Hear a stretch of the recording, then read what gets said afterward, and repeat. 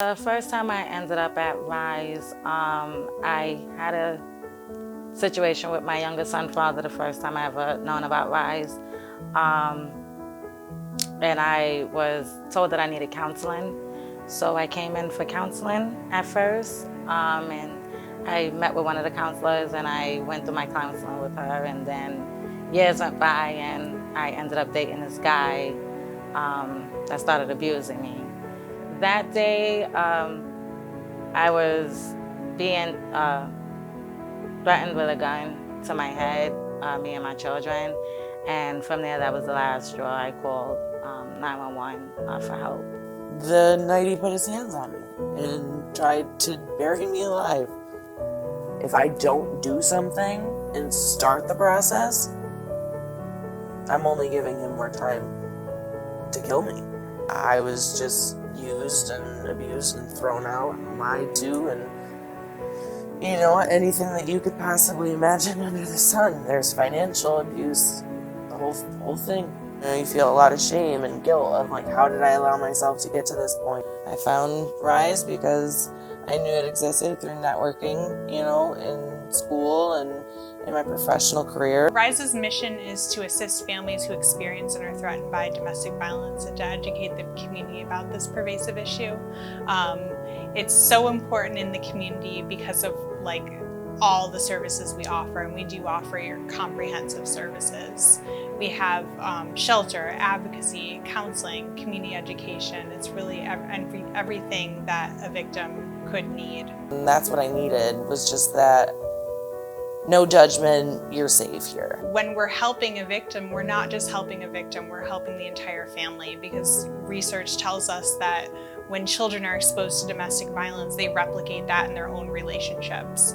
I wanted to break that cycle for my family and my son. He got the brunt of it too, because things were taken out on him in terms of having to move and, not understanding why mommy was sad all the time, and, why she couldn't get out of bed in the morning, and why did he have to leave his school, because all of those things were in effect of the, snowball, the avalanche. The first thing that came to my mind was my children.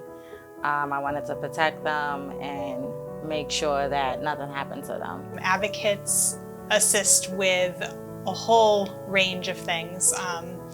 They help with referrals to community resources. They kind of provide education about the dynamics of family violence.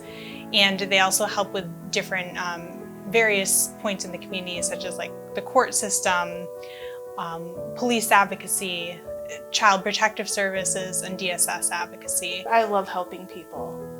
I like to see people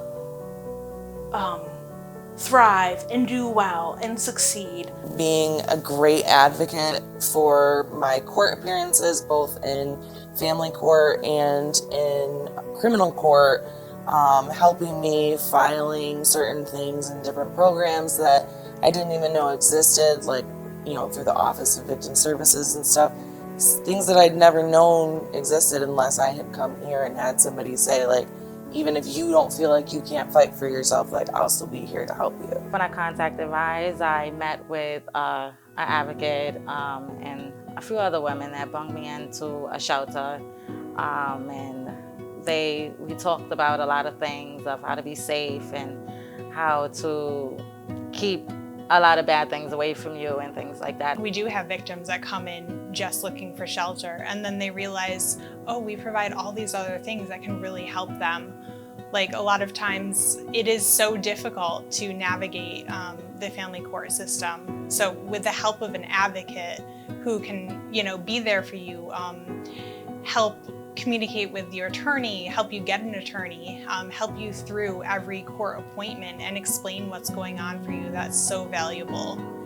And as well as the counseling services, sometimes we get people that don't feel like they need it, but they try it out and they're like, this is really helping. When I was in the shelter, we went to groups. It showed us the circle of the pattern of what do you start seeing in the beginning. It starts out really sweet and then it works its way all the way around. A lot of people will say they don't know about our services. But it's huge. A lot of people, oh, I didn't know you existed. I didn't know you could help us with this. And it's very, for me, it's eye-opening. From the moment that I walked in these doors, you know, and feeling just vulnerable and shame and shaky, having that safety and just being able to relax your shoulders walking into these doors is immeasurable.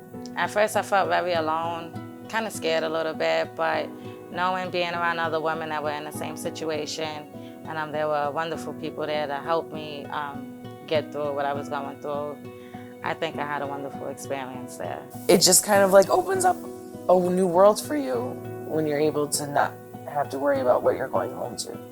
I just get to be me, myself, without no one trying to tear me down.